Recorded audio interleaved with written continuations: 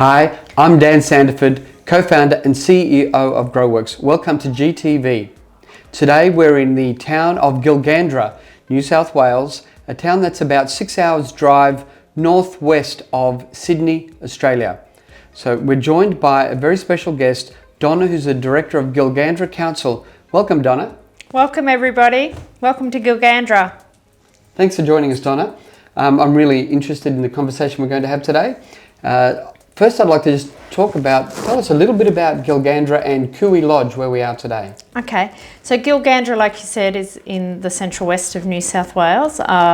We have about 3,500 people that reside in Gilgandra, and we have a ageing population like most of our country. So Cooey Lodge is a residential facility that cares for elderly people as they age across the spectrum of care needs. So Cooey is a community-based facility that is owned and run and operated by the council here, and I represent the council. Oh, great. And so from our chat we had a little bit earlier, there's a really special significance to the word Cooey, the name of this lodge. Tell us a little bit about that historical connection. Yeah, so I guess most people would know the word Cooey, most Australians at least. It's really a call that bushies use for come here, come with me, come along the journey. So that's significant obviously in an aged care, come with us, trust us, come home almost to us. But the significance to Gilgandra is that in the First World War, 35 men left Gilgandra on a march to Sydney to enlist to help our fellow Australians in the First World War efforts.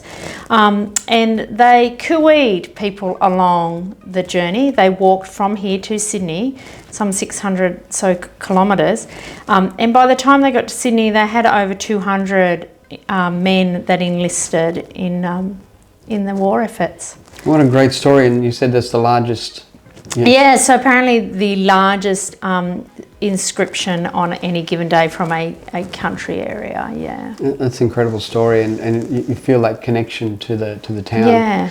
So tell us a little bit about the lodge. How big is the lodge? Yeah, so we have 50 residents that live here permanently. It's inside our retirement village grounds, and we have 63 homes in the retirement village. So we're part of a bigger community obviously, but we care for 50 people here in the lodge, and we have a range of staff in amongst that. And what are the services you provide? So in residential care, obviously our main aim is to make sure people are well cared for in all activities of their daily lives. So things like dressing, feeding, making sure that they're engaged socially, making sure any clinical needs may be being met by the registered staff, making sure they feel welcomed and loved is also important. And so what are the biggest challenges you're having at the moment? So obviously workforce is our biggest challenge. It's not unusual in Australia at this time. We have an ageing population. We were probably not listening with our ears very well a few generations back. We didn't have enough children.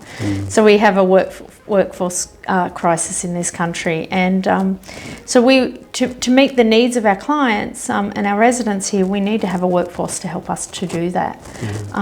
I don't believe anyone's at risk here, but we certainly could become at risk, and at times we've chosen to keep beds empty because we didn't have the workforce to cover them, which meant people that perhaps needed care were staying at home longer. We're seeing that a lot with providers around, especially in regional New South Wales. Yeah. So the introduction of the new care minutes from the Quality and Safety Commission, has that had an impact on the needs for workforce? Oh, absolutely has had a significant impact on the needs for workforce in this facility. I think we're jumping significantly in the amount of shifts that we have to offer in a 24-hour period to meet the care minute requirement. Yeah, and so how did you find out about the GrowWorks program?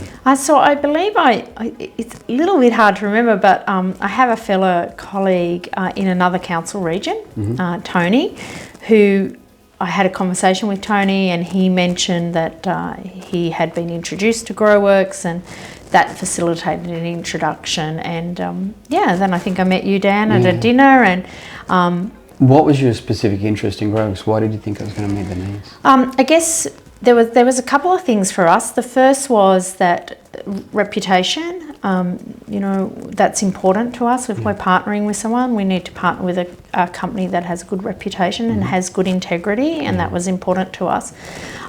We felt that we had a great responsibility to the people that are coming in, and so we wanted a company that felt that shared responsibility with us, and we found that in GrowWorks. The other things for us were looking at a community that would want to come here and want to perhaps make Gilgandra a part of their life forever, not just for a short-term solution. And the Filipino community seemed very keen on that, which excites us. And also very caring, compassionate, natured culture. And that makes a good fit for care work. And so that's what we're seeing around when we talk to providers, is they're after long-term strategic solutions. So how's your experience today? We've had an amazing week this week with the landing of your workers So we've done a lot of work, obviously, to get to this point, but it's been a really smooth transition. It hasn't felt like a lot of work. We've been guided along the way, which is great. But yeah, we're super excited to have our workers here. They haven't started yet, but we're just getting them settled. We've worked really. This has become bigger than just our care workers. And I wanted to talk about that because one thing I've noticed here is the profound community involvement. Can you just tell us about how the community have rallied and embraced? Because the question we often get asked is, how does rural Australia feel about international workers? From what I've felt and seen with what you've done, it's the exact opposite of some of the perceptions that are out there today. Tell us a bit about that. So I would say rural Australia, above everything, loves rural Australia. They love their towns and they want to see their towns thrive. But we know that we can't thrive by ourselves, that we need people to come to our towns. We need people to build their lives here. And so we will welcome anybody that would want to do that. And so engaging with the community, we held community consultation and community engagement and Q&A sessions, and we just put it out there and we said, who wants to help us welcome these guys? And the response has been overwhelming. Everything from our Lions Club, our CWA Club, our local farmers, our local businesses. That's Country Women's Association, right? Country Women's Association, yes, sorry. Everybody saying, what can I do, how can I help? And do you know, the thing is, what we know, that old adage, what you give is what you get. One thing I've seen is there's a lot of similarities between provincial Philippines and the bush. Is the notion of community, the notion of loyalty and being settled, and hard work and commitment and entrepreneurialism, resourcefulness, being able to think outside the box. And I've really witnessed that across providers in the region, and particularly with what you've done here. You've been a great advocate for that, and really a model for how other providers can actually adopt workers into the community. And from what we've had in our discussions with workers, it's they're really quite overwhelmed actually. So I think the work that you're doing around connecting intergenerational care is so important. And I think for us, it's about how do we support the workers during their integration into the Australian culture and lifestyle. And we do a lot of work with you and others back, and to see what this final culmination has been really heartwarming. So thank you for your time, and thank you for all you do. Thank you guys, and we really look forward to an ongoing relationship with the GrowWorks team and certainly our care workers. And we believe that Gilgandra will be better for it.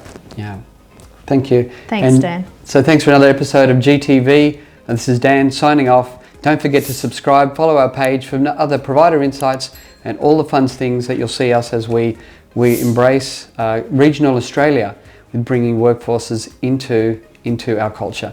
Thanks and have a great day.